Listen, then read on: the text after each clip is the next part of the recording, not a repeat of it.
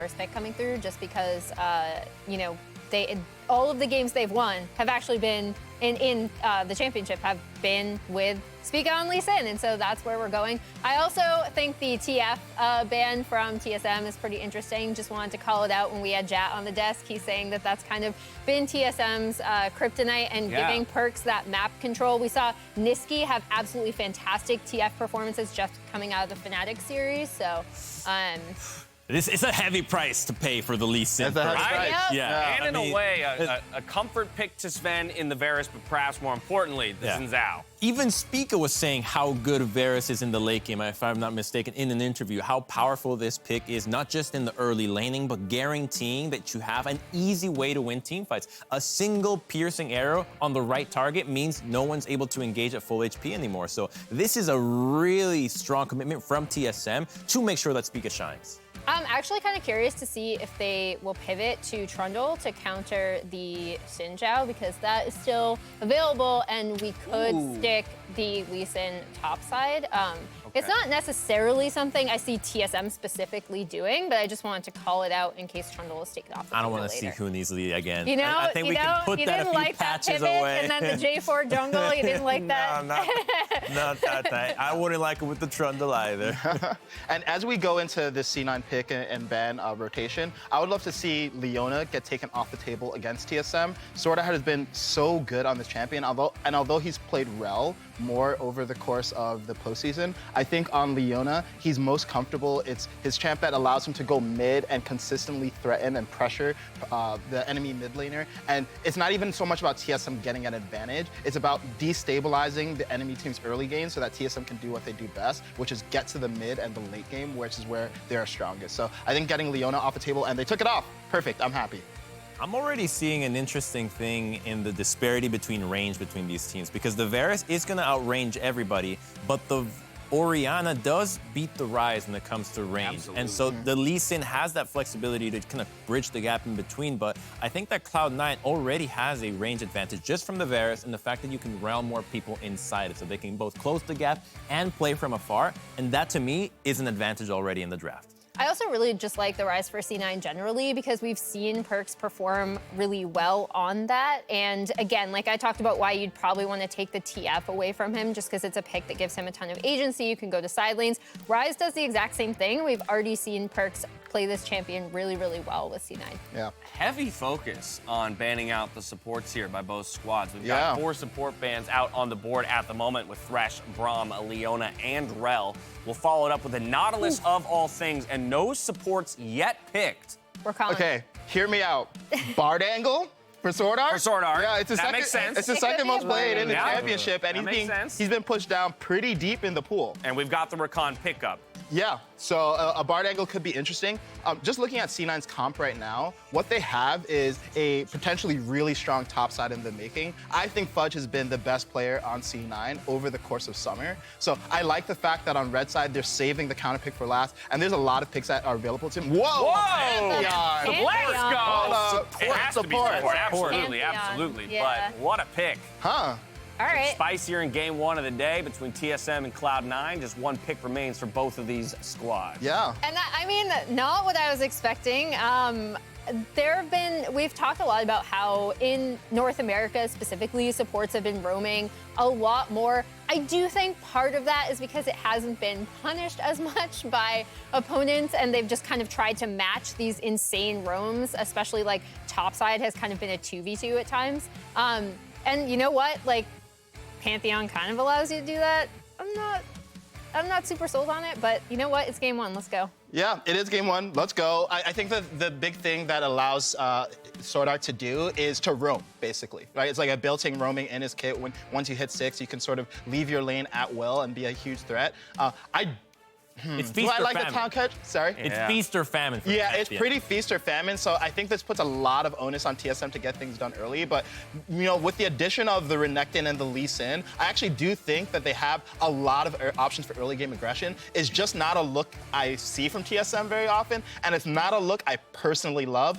That said, you know what I also don't really like? What? I don't like Fudge on Tahm Kench. I think this has been the best play. I think it's been the carry for your team. But they do need a front line at this point, so it's fine. All right, real quick, we just have about 30 seconds to go before we load onto the Rift, and I didn't get your predictions before Champion Select, but I want predictions for the series. Emily, I'll start with you, and we'll go this way. C9 3-1. C9 3-1. C9 3-2. 3-2 here, and what are we going over here? Like Fudge, I've been smoking that good stuff. C9 3-0. No way! All righty.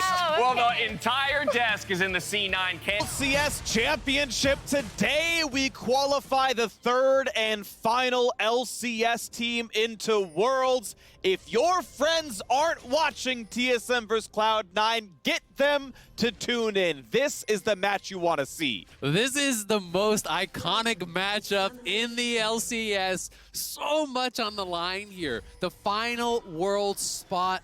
And both these teams came into the year making bigger investments than they ever have before. Cloud9 picking up Perkz, massive contract. TSM grabbing SwordArt with a massive contract of their own. And they didn't do it to fall out in fourth place here. Both these teams have aspirations of the championship, of winning NA, of going on and qualifying for Worlds as well. And only one of them is going to be able to do it. And TSM coming out with a pretty risky draft, I think, here right off the bat. Alrighty, well, speaking of the draft, Azael, Latiger standing by with Mithy for a thought about this one. Thank you, Phreak. As the casters just said, there's a lot of pressure on the line. TSM versus C9. Tell me about team morale and how they're handling that pressure. Well, I think this is what they live for, right? So it's just an exciting game to be a part of. So yeah, nothing really out of the ordinary, yeah. You know, just another day in the studio here. It's a very interesting matchup right at the stop. Should be a lot of roaming that we see. Is there anyone in particular that you have your eye on TSM? Well, we'll see what SwordArt does with the Pantheon pick. Definitely an exciting pick to watch, so we'll see. Exciting times here in the LCS. Back to the casters. And I think the Pantheon is where everyone's eyes are going to be drawn, right? It really is a very feast or famine pick. With Kalista, your ability to actually find all-in plays, to find 2v2 kills, is incredibly high. And this is why Vulcan has gone for the Exhaust, has gone for the Guardian. He's obviously trying to keep them safe. They do not have cleanse, though, so Zven is vulnerable. If TSM can kind of set up that early kill, get an advantage, that can unlock you on the map to really roam around, to make a lot happen. Because otherwise, you know, Pantheon playing the game even, it's very difficult to be effective in teamfights as a low-income Pantheon. I love Twitter memes, man. It's enjoyable reading it. I'm a fan of the trash talk threads on Reddit. Shout out everyone who makes and participates in those. All the Twitter banter. It is my favorite time to be an esports fan because we're down to the end of the wire. It's the really popular teams who are playing at their highest level possible. And it's going to be fun. I do want to point one thing out, though, for the TSM fans, just in case you don't know. TSM, the last time they lost to Cloud9 was week 1 of spring. They got a 4-win streak against Cloud9 right now, all right? TSM fans, feel confident. Yeah, I mean, playoffs is a whole different beast, though. You never know what's going to happen. Team Liquid, they were coming into playoffs 2-10 in summer against top teams. Look where they are now, Phreak. They're in the finals. They were 0-9 against the teams they beat in playoffs so far. I'm just saying. I agree. There's reasons for both these teams to be confident. I mean, TSM was the #1 seed coming into playoffs. It was an upset for them to win, or rather to be beaten by TL. Oh, smite diff! Oh, that sucks for Blaber. The early smite, trying to actually knock that down. I think. Honestly, I don't know that he would have been able to secure it either way because bot lane was roaming, so I think that's actually why he did the early smite. You could see that bot lane is pushed in, so he was trying to steal one scuttle even though he has losing lanes because he knew Pantheon and Kalista were going to be moving up, so the early smite came through. He's trying to rush it down as fast as possible. If you do not early smite, you're going to be dumping damage into the shield. So I actually think in this case it's totally defensible, even though it initially looks a little bit silly. He wouldn't have been able to get it either way. So he takes a little bit of a risk, uses the charge there to try to steal one away in what should be a double scuttle game for TSM.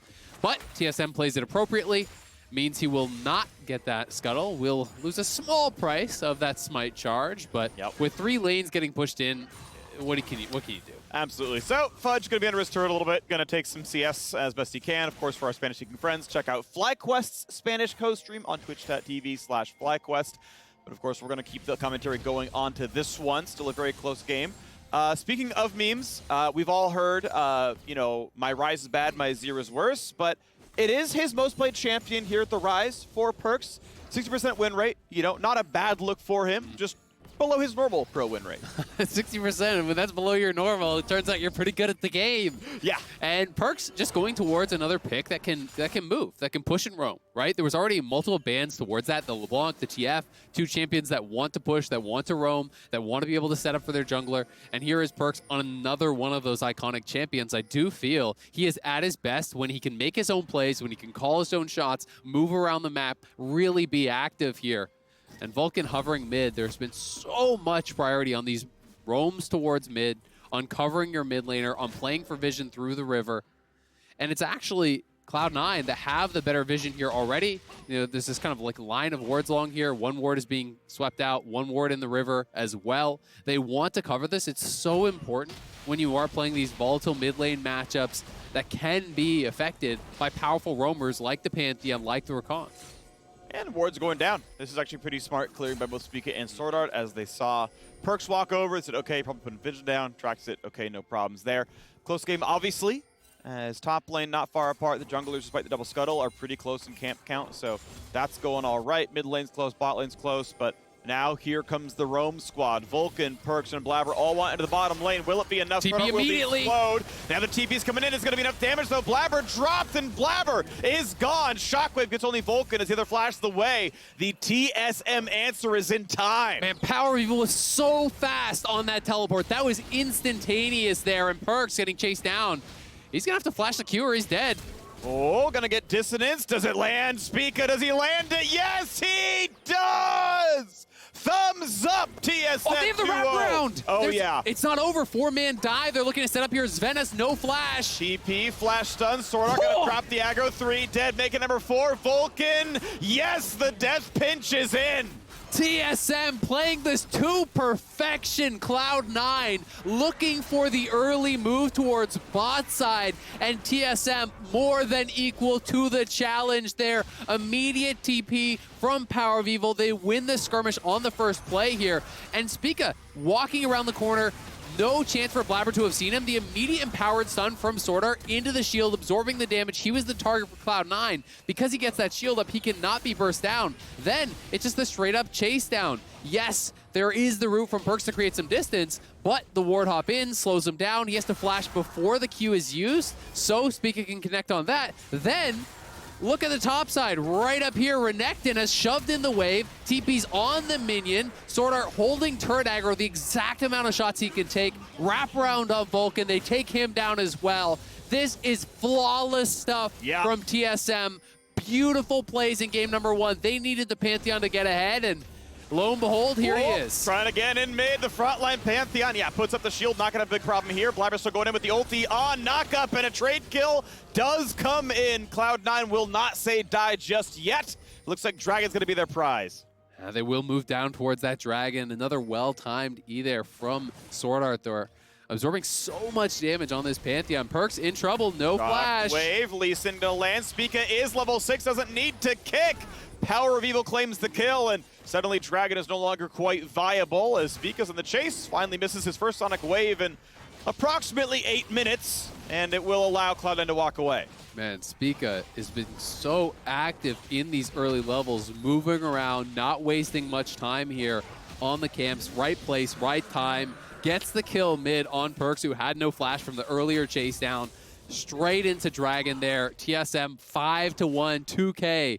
FTX advantage here at 8.5. That is huge for TSM to come out with this aggressive draft, this confident draft here. But Blaber looking for the counterplay. Insta-cleanse. Good cleanse, good flash as well. Lost getting away from a solid set of CC out of Cloud9, but that's what Summoner Spells are for. They're defensive after all. We'll see if Cloud9 can punish that. Vulcan still has flash, is not yet 6, so they can try to get lost afterwards. We watch that mid-fight again. Yeah, here it is again. Really nice timing on the E. As he was about to get CC, drops that down, so it takes very little damage, but Blaber chasing through. Perkz able to connect. And then it's just a bit of an overstay here from Perkz. Wraps around, gets vision, thinks that he is safe as a result. But Spica actually saw that going down, then just ward hop over the wall, the shockwave into the Q. Easy chase down here for TSM. They get the kill, and that means they get the Dragon as well. Oh, big fight in the bottom side. Thank you, Kalista ultimate, and down goes Zven, and Vulcan might just be next. Stays live at 250 under his turret. Let me draw your eyes to how sad this inventory is as well. He had to tabby his rush here, which I know you are not a fan of. There's a lot of physical damage on the team. Lethality being purchased up, so he did go towards that. 0 and 2, down multiple waves here to the Kalista, who has 3 early kills. And there is so much dive on this TSM side. It is not going to be a fun game to play Varus. And I will say, as much as I do not love steel caps, this is a game for it. It is this one. He has to walk to sidestep almost all the skill shots, and it's 4 AD. And it doesn't matter. He's still 0-2 and down 12 CS. TSM have been slaughtering. They're looking to extend that winning streak to 5 against Cloud9, as they might just kick them out of the LCS championship if it keeps going this way in this series. We'll see. A lot of league left to play here, but the gold advantage truly in the favor here of TSM. We'll see what Cloud9 can get done. They do have some playmaking of their own. Explosive engage available from Vulcan, who is now 6. And Ryze in a side lane is always such a threat, but because there is Pantheon support, it's actually much harder to play out that side lane as aggressively. It's not Nocturne level. It is a support. You know, the engage range and the engage delay is kind of longer. So it's something he can try to play around, but you can't really shove aggressively without someone behind you, and that is going to change how he wants to play in these side lanes later on. At least in the top lane, CS is equal. Oh yeah, Blaber is going to get flanked. He has a Varus nearby. He was summoners in an ultimate, and hey, now Blaber's on a control win, so he feels safe. He doesn't feel safe! Spica is in there. Shockwave misses, and just barely the man lives. For Sonic, it's Zven tanks the Sonic Wave, so he's not going to dive the turret.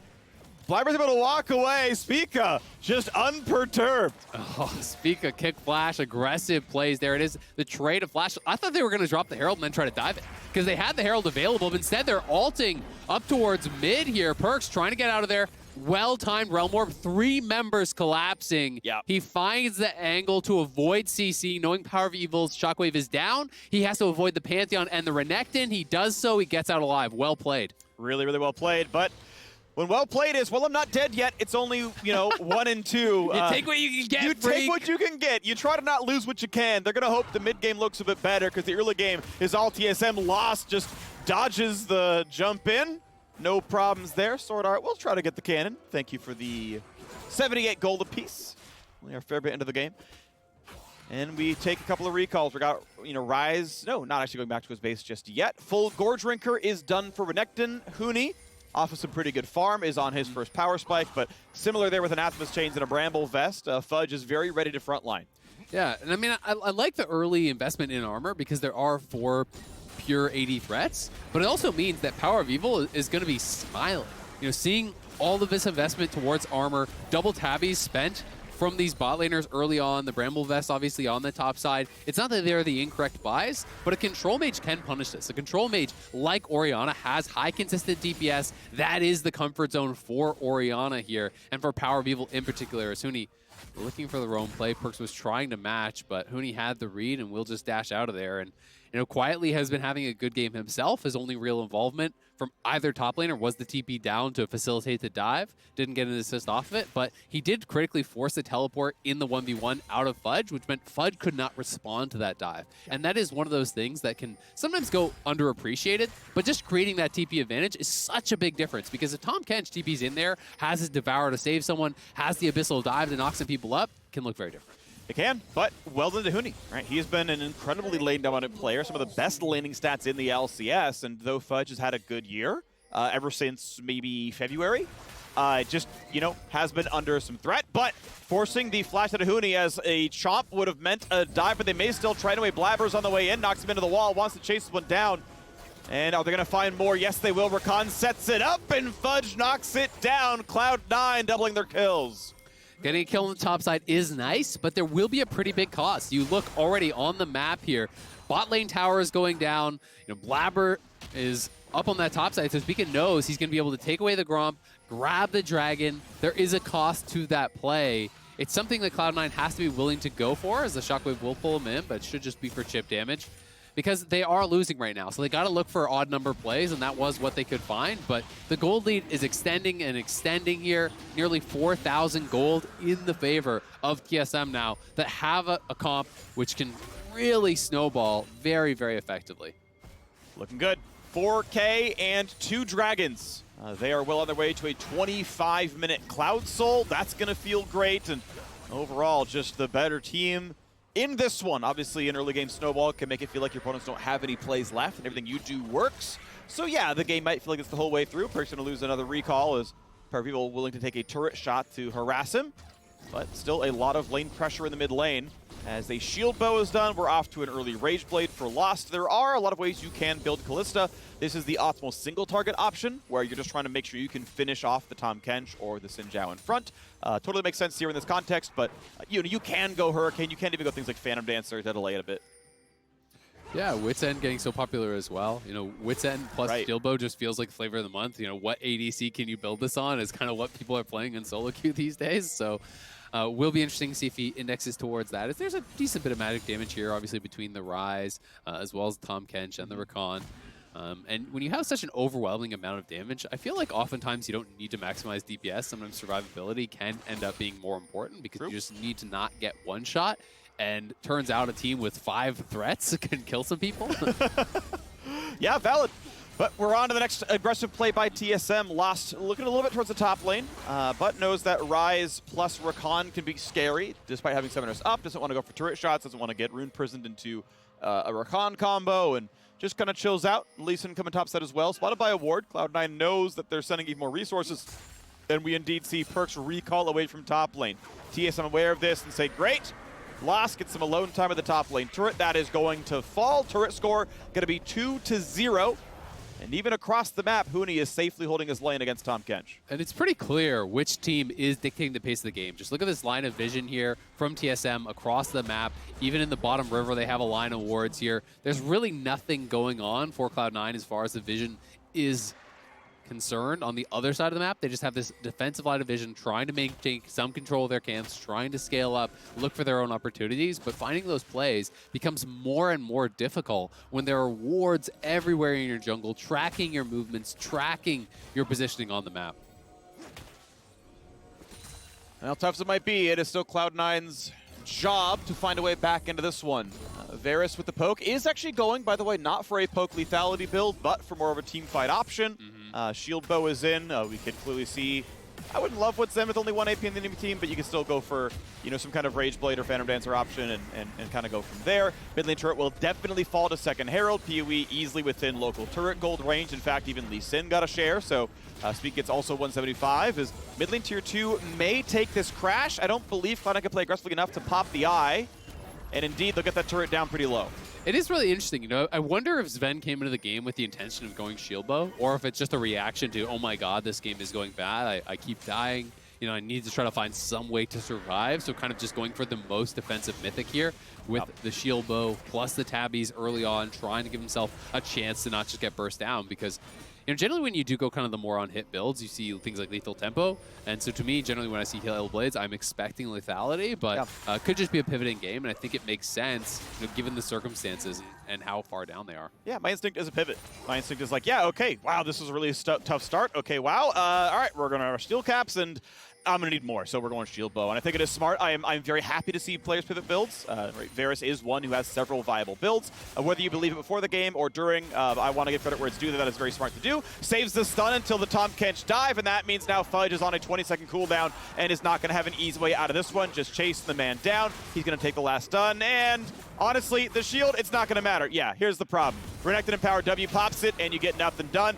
Looking now at the next round as Spica is behind enemy lines. First charm comes in and it's just time to run away, but Huni wants in for the stun. Can he get one though? He's just locked down. The CC chain is too good, and Cloud9 find their 3rd kill. Oh, really well done on that CC chain, because he had Gore Drinker and he probably had Q available, so he could have had a massive heal come through and really change what that fight does look like. But the CC layering was there. They get a kill. Unfortunately for them, Lost was pushing this whole time on bot side. They take a tier 2 bot. They take 2 jungle camps away. TSM are just on fire in this game, absolutely dominating Cloud9 with a tier 1 mid down. You can see how defensively they're having to play. They don't have enough vision on the bottom side for Zven to really even be able to walk up into mid and get minions. He just kind of has to sit back and get what comes to him, and really, at this point, it's not a lot. It's going to be a 3rd straight dragon given over. They are still on pace for a very quick soul here. And TSM have so many ways to play out this game now. You can win in 5v5, you can win through objective control, you can win for, just going towards that Soul or a Baron. With this Kalista with Rageblade, that's a big threat here too. So Cloud9 have got to find some sort of a play to potentially turn this game around. Well, they're going to look for it. It's just going to be tough to do so because their time is running out. I think an easy, well, let's take the replay first as we look at the mid lane fight. Yep, this is the play after that bot lane kill. Nice shockwave out of brush there from PowerOfEvil, but the E shield plus Guardian from Vulcan absorbed a lot of that damage. Then Spica just kind of kiting it back. Vulcan doing his best to peel. Huni goes down, rooted, knocked up, charmed, not able to get the Gore Drinker and the Q there off on a number of targets, and really wanted to try to get in the mix there to get the most value out of his healing. Wasn't able to do it. No, that is the one weak point on the comp is Renekton is not the best late game champion, but I mean, who cares realistically? Because you snowballed the early game, you've had all the lane control, and you're just going to crush the game. You're going to hope to get that soul at 25. TSM still looking for more as Perkz and co are clearing jungle camps inside of brush. SwordArt going to face check, and yeah, actually not quite so much a face check, but a spear check, and like, yep, definitely there. Out you go. Hold on. More going on. Nice Scryer's Bloom going to reveal where Spica, SwordArt, and PowerOfEvil are. The top still under fire. Lost and Huni putting pretty big damage down. Won't quite kill it. Oh, the flash in! Absolutely beautiful setup by Huni. The knockdown was there, instantaneous. And now Blaber wants in. The charm, the knockup. They're going to trade 1 and 2 back. Cloud9 again, willing to fight to the death. Baby. Flash for SwordArt. Pulled right back out. Nice job by Cena to get 2 kills, even in the 4v5. Yeah, that was big. Blaber going in aggressively, making a play for the team. As TSM has just been pressing, they have been relentless. They were threatening the wraparound there, trying to take the tier 2. They do flash and get that initial kill onto Perkz, but because they couldn't actually finish off the tower itself, that was such a boon to Cloud9 in that fight, and getting those 2 kills back at least stems the bleeding somewhat. It is still 5k FTX advantage for TSM. That is massive. But Cloud9 get a little bit of something, and it was all about the initial threat here. TSM are trying to threaten the wraparound, and Perkz is getting some confidence as they do clear it out, but then flash in, stun up, lockdown, burst down. Blaber hit by the shockwave, so he's low. Spica thinks, hey, maybe we can move forward for this. But as he goes forward for the poke, Blaber just hard engages alongside Vulcan. They CC them up under the tower, not allowing them to finish that off. Then Fudge arrives, and SwordArt is forced to flash, then get pulled in by the Kalista ulti. He gets the safety, but Cloud9 have got to try to fight this next dragon, and will they be prepared? It's 2 minutes. That Blaber fight, I want to point out, by the way, he jumped in, he then flash ulted to make sure he knocked someone else into turret range. He went in because the minions were gone and said, hey, Vulcan can follow me up. I want to make sure the turret is helping. That's how he win the 4v5, and he was right. That 2-3-0, of course, brings the gold lead closer. But yes, FTX gold advantage, still 5,000. Dragon Soul in 2 minutes. You can peg that at about 3 to 4k to add on in terms of stats. And that's kind of the direction we're headed right now. TSM going to put a control ward in the Baron pit. I love this ward right outside the alcove. It lets you see them come in, but almost every control ward will fail to see that. So Cloud9 knows they don't have to worry just yet. But it's always so hard when you're playing a game and you're this far behind and your opponents have a legitimate Baron threat, right? Because Kalista plus Lee Sin, those two alone can threaten just a duo Baron, honestly. With that Rageblade, Wit's End has come through as well. 3-item Kalista to just the 1 item and a couple pieces for Zven is pretty disgusting. So they have got to be worried about this constantly. Anytime they're off the map, you have got to try to go forward and check that. And that gives TSM so many opportunities to find fights with their gold advantage to really get the maximum from this, which is so important with this style of composition that depends on flanks, that depends on skirmishes. It's less about the true hard engage. SwordArt wants to get rid of some wards, and he wasn't spotted quite as he came up. Gets to knock it down for 30 gold as well, and not going to be an easy target. Able to walk away, make sure, they really own this pit as the wards come down over the walls. They've just kind of lined this up and lit it up with wards. Dragon's up at 40 seconds. And I love the Umbral Glaive here from TSM, having that on SwordArt. It's something that we don't see a lot because the champions that built it are not really in the game very much recently. So the additional vision control, especially from ahead, you can see he's walking around with 2 control wards. They have multiple sweepers. They have control wards being picked up by everyone. And that Umbral Glaive just kind of acts as an additional sweeper, really. Allows you to just control vision so aggressively. And is making Vulcan just reset on the map constantly, even just to refill wards and try to keep some sort of of line of safety for their team from which they can check in on that Baron. All right, well, here's the Dragon, and just as giving you up. mentioned, yep, Kalista and Lee Sin are the two on the objective. It's the Smite, it's the Ren, they've got single target damage. Those are the ones TSM sends to make sure the objectives fall, and indeed it happens. Dragon's Soul claimed under 25 minutes. Imagine that gold lead has almost doubled, because that move speed is going to matter a lot. All the ulti CDR, that matters. The extra stats from the Mountain and the Infernal. Yeah, it's a lot that's not just in the gold lead. I think Renekton, it's one of the champions that benefits the most from it. You want to play from a flank, you pop the ulti, get a massive burst of speed into the back line there. Makes it so difficult to actually stay away from as one of these low mobility carries like the Varus, like the Ryze.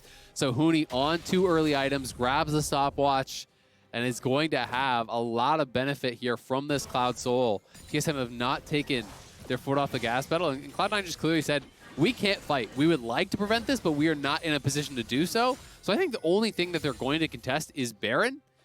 And that's where TSM are going to want to pressure as a result. It's going to continually be this battle for vision, this battle for control in the jungle, and we'll see if Cloud9 is willing to take a fight around it.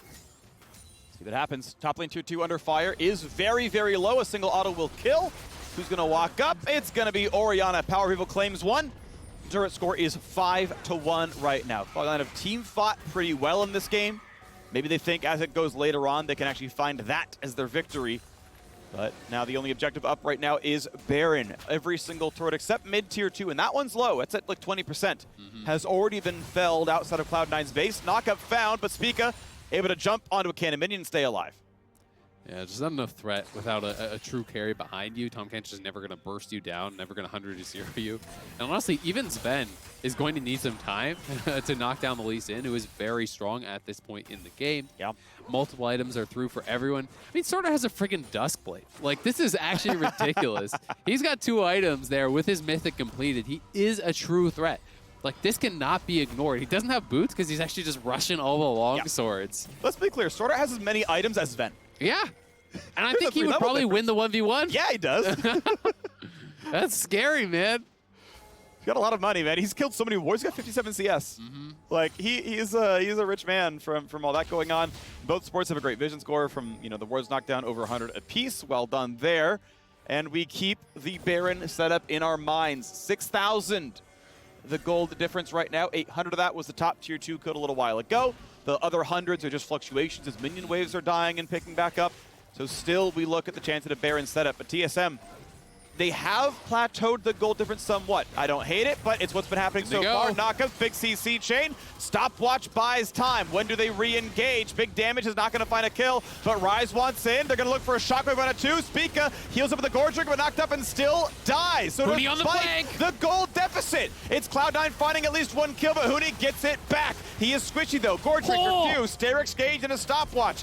Next round comes across, and it's a full-on retreat for Cloud9, but the reinforcements have arrived. 1-0 again. TSM win yet another fight. 2-1, and Huni wants a little bit more. Will not find his first target for somebody. Will find a second. Wants to lock down Fudge. Not quite able to do so. Jumps away, but TSM again, they win the fight. Yeah, they win that fight, and with Lost alive, they can go pressure the Baron here. There's no flash on Blaber. You know that for certain. So the turn is possible. And can they even contest this here? Kalista, as long as you are good with the Rend, this should be yours. He has no way into the pit. There's no blast plant there. He's going to have to try to W over the wall, E in, and pray he can get something. But I think it's just dead before he even shows up.